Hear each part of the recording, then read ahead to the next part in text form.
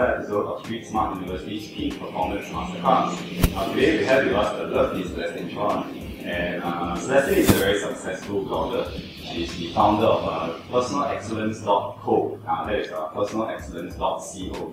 So it's actually a very in-depth resource of articles from the personal development industry, where she has articles on inspiration, leadership, people skills, and finding your purpose in life.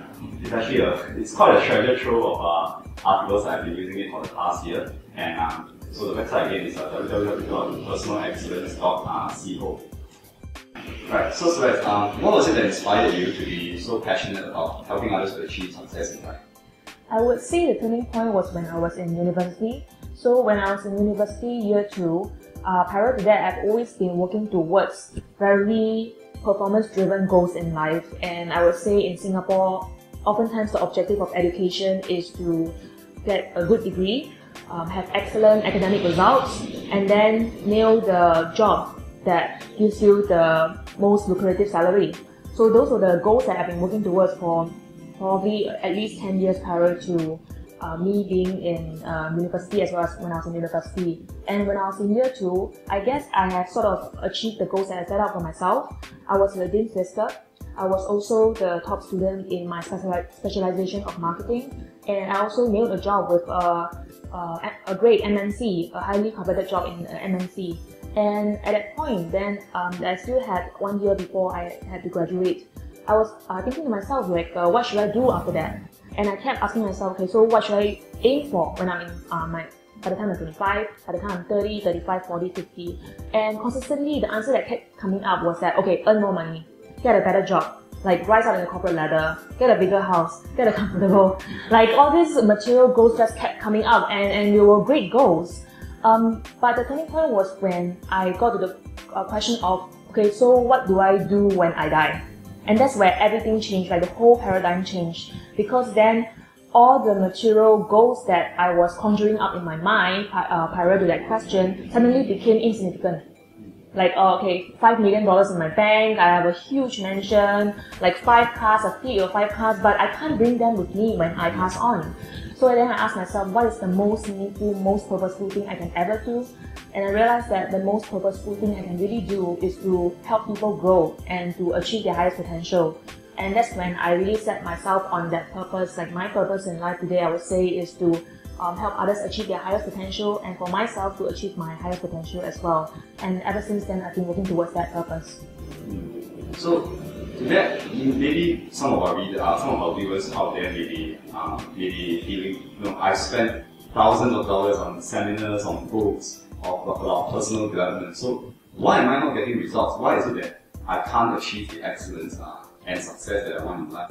I guess for these people, one of the questions I will ask is, what exactly are you looking for when you're joining these seminars? So there's this term I use, which is self-help junkies. Some of them, they kind of jump from one seminar or one workshop to the other in hope of looking for something meaningful, something to fill their lives.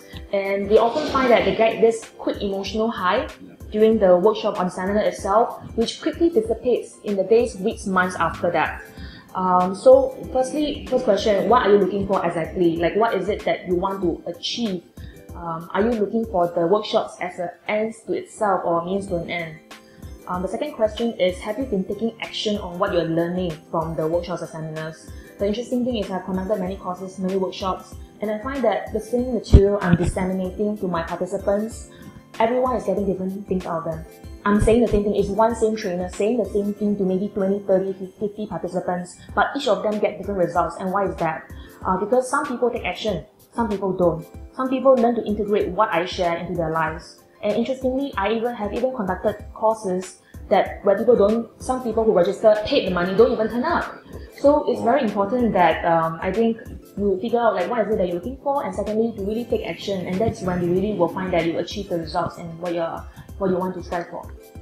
So what you're saying is, to really benefit from all this money that I'm already spending on these seminars and books, I need to have some sort of a purpose in life.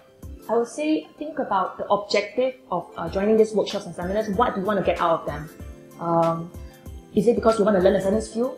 for a certain job, then when you have that objective in mind, then you can focus on achieving the objective throughout the 2-3 day seminar and get that out. Then after that, write down the action steps. Okay, so after this, I've learned this A, B, C, D, E, F, G thing. Then after this seminar, I'm going to now, okay, week 1, I'm going to do this, week 2, I'm going to do this, and then apply it right away. So this actually ties into the idea of setting good goals. Right. So I guess procrastination is a problem that many of our viewers will probably face. Yes. So how can I, empower myself to get started on my goals, to really take massive action? I say, it's interesting you mentioned procrastination. On my blog, I talk about 2 main drivers of procrastination. I work with many readers and clients on their goals, and I myself have often self-reflect on what exactly causes procrastination or inertia towards goals. And I say there's 2 main drivers.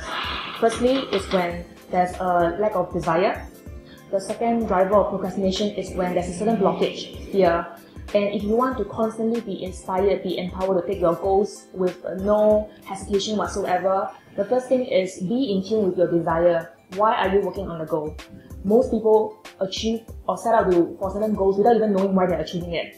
So for example, students are in school, maybe there's just off the bat, they'll immediately say, oh, I'm in school because I want to get all straight A's, I want to study this, and my objective this year is get straight A's. But why do you want to get straight A's? Or why are you in school even? Are you in school because you want to be in school, because your parents ask you to be in school? So being in tune with why you're doing something is very important in connecting with your inner desire. And that is how you get that 100% fuel to achieve whatever you want. The second blockage would be fear. And I guess a lot of times when we achieve goals, we have certain blockages, certain fears. So for example, public speaking.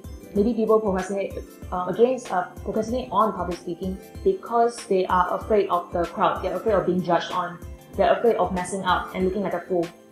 Addressing these blockages will then remove that opposing force from you working on the goal.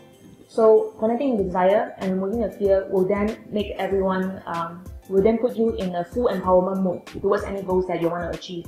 So would you say it's more you have to lead a faith-driven life rather than a fear-driven life? Definitely, I would say living a life where you're working on goals that are in line with your intentions and your desires, a love-based life, and like you said, not a fear-based life. So common fears include fear of failing. What other fears do you encounter in your experience as a life coach? I guess one of the common fear that keeps coming up is the fear of being judged by people. Okay, so fear of what other people might say, what other people might think, and it's unfortunate that people live their life in this way, because our lives are ours to lead, and we shouldn't be basing our lives based on what people think or feel. Because when you look at the regrets that people commonly have in their deathbed, is that I wish I did what I wanted to do. I wish I didn't live my life worrying about what others think.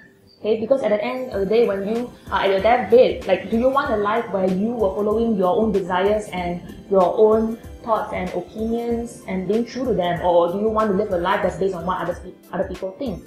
So fear of what other people think would be one of them. I guess another is fear of saying no. A lot of times we are just very afraid of what people will say, what people will think when we say no, especially in Asian culture. Yeah. We like to say yes a lot of the times. I guess the way to address this fear is to know that it's okay to say no. And whenever you say yes to things, you're actually saying no to other things.